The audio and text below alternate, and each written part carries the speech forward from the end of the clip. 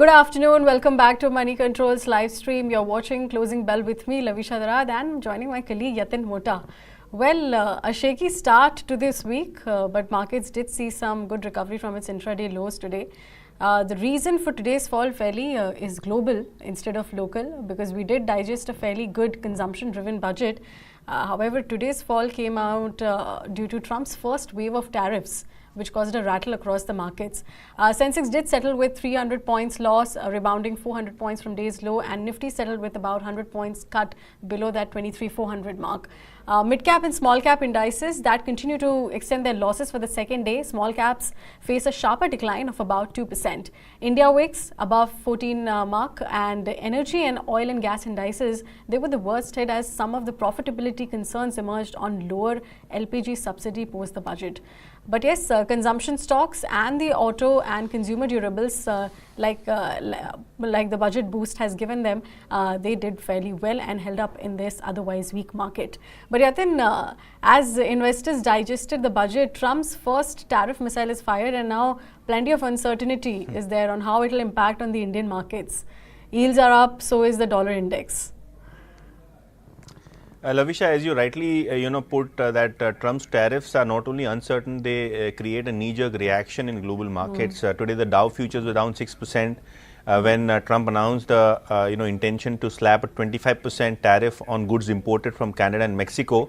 Not only that, he put a 10% tariff on Chinese goods also. Tariffs are not that great. They increase inflation in the local markets and probably jitter the entire global trade. Let's see how this Trump tariff war pans out, because I'm sure that he has some things in mind for the BRIC economies as well, including India. So whether or not he imposes some tariffs on India, how does it really work, is something that we'll watch out for. But yes, for the time being, it has impacted the markets. Locally, the markets are busy digesting the budget. Advance decline ratio in the market was almost 1:3, so one stock gaining, 3 declining. Energy, metal and FMCG stocks clearly saw some bit of selling. But yes, overall, I think it was a good budget, keeping in mind that consumption revival is something that everybody is looking for. And obviously on Friday we have the RBI policy, so all eyes on that as well. That's right. As you said, that consumption-driven stocks. And in the Nifty 50 gainers also, we saw some of the consumption names which did well. Auto companies, M&M did do well in today's trading session, and after it posted a decent and a good January sales figures as well. Maruti and Eicher Motors also surged in the trade, and we can see about 2% gains coming in for both of them. Wipro, IT names also dominated the list, more than 2.5% gain coming in for Wipro. Shriram Finance, Bajaj Twins did well. Bajaj Finance 5% uptick. Bajaj Finance, definitely in the last 30 minutes we saw that the stock also did hit a record high levels as well. On the other hand, on the flip side of the top losers on the Nifty 50, we can see some capex names which have dominated the list after a very lukewarm capex target which was set out by the government. L&T with about 4.5% cut. Coal India, after a weak set of January production data, also saw about 2.5% cut. We can see some of the auto names which have cropped up in the list, which is your Tata Motors, Hero MotoCorp, 2.5% cut coming in then for that as well. Tata Consumer Products did see off about 3% cut as well. But mid-cap and small-cap indices, once again, second day of losses. Yatin, what do you gather from there? So overall, the mid-cap end of the market was, not that active, a lot of profit taking there. However, consumption stocks like Bata did well, Aavas, Happiest Minds, GSPL were the other gainers in trade. What was not doing well is the entire PSU basket. The railway stocks, stocks like RITES, stocks like RVNL fell, 5 to 10%. Companies like NCC, because the infrastructure spending was expected to pick up, especially in the road front, that stock saw a 6% cut coming in. If you look at the FNO space also, there were a lot of stocks which saw a lot of selling, especially the likes of HUDCO, because affordable housing, the expectation was that the allocation will be increased substantially. There there was some disappointment. Defense stocks like HAL, BEL, BDL, all of that saw some selling of 5 to 7%. That's right. Now, let's quickly break down some of the stocks that did come under the limelight in today's trading session. Well, the first stocks in focus, that were your auto ancillary names that came under the pressure after Trump unleashed the first round of tariffs. We saw the shares of Sona BLW as well as Samvardhana Motherson that tumbled up to 9% today after Trump imposed 25 tariffs on imports from Canada and Mexico. Now, since Samvardhana gets 4% revenue from Mexico and Sona BLW also gets about 2% revenue from Mexico, the tariffs could lower demand for the auto parts and their revenue could face some volatility. Analysts at Elara Securities also came out with its note in today's morning, and they have pointed out two major impacts. First, as tariffs make Mexican assembled cars more expensive, the US sales of General Motors, Toyota and Volkswagen models, all of which are highly made in Mexico, might see a decline, and that could eventually reduce the demand for Indian-made auto component parts. Second, they have pointed out that these OEMs might rethink their production out of Mexico. Here is where the Indian suppliers could face some logistical challenges in rerouting the supplies as well. However, on the flip side, the 10% tariff on China could make Chinese auto parts less competitive, which could prompt US automakers to look for other alternatives.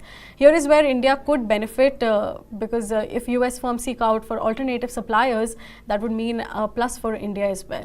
But Yatin, now the outlook for these stocks, for these auto ancillary stocks, depends on if they can absorb these tariff costs or even shift their production. What is your take? So I think if you look at the auto ancillaries, clearly there is a pressure. Obviously, if you look at the companies like Motherson Sumi and the companies like Sona BLW, they have a very large export presence.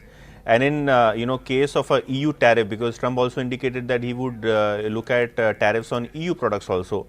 So if you have a tariff which comes on EU auto ancillary products, EU car products, then obviously the global demand really slows down. Especially in the times of trade war, we have seen there is a lot of uncertainty, especially around the auto ancillary space.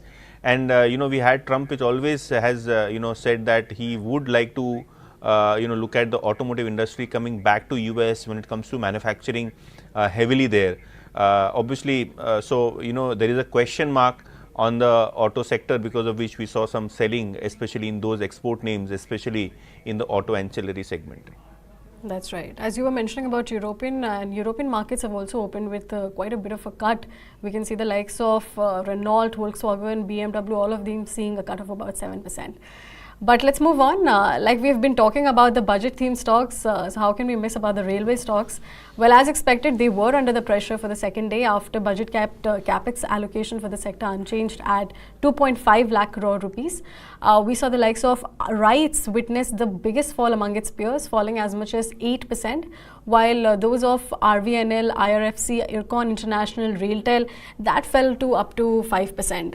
Now, the ministry's internal and extra budgetary resources, that has also remained static at about 13,000 crore rupees for FY26. Now, this unchanged capex allocation also comes at a time when the railways did require substantial funds for its infrastructure expansion and multiple projects left as well. Yatin, the railway sector was anticipating about 18 to 19% capex allocation, but no major announcement came in from the budget, and looks like the party could be over for these railway names. So, I think the allocation was almost flattish for, road infrastructure, for defense, which was expected on the higher side. We also had the railways wherein the allocation is flat. In a scenario wherein, all of these railway related stocks are trading in multiples of more than 20 times, 30 times, 40 times PE ratio basis. Obviously, it warrants a correction, because when there is no growth in the government spending, the fear on the market is that, the current order books won't grow that much. So, if the growth part is missing, probably the market would look at profiting. Any which ways, we have seen post, the third term of Modi start, PSU stocks have been, hammered at every rise.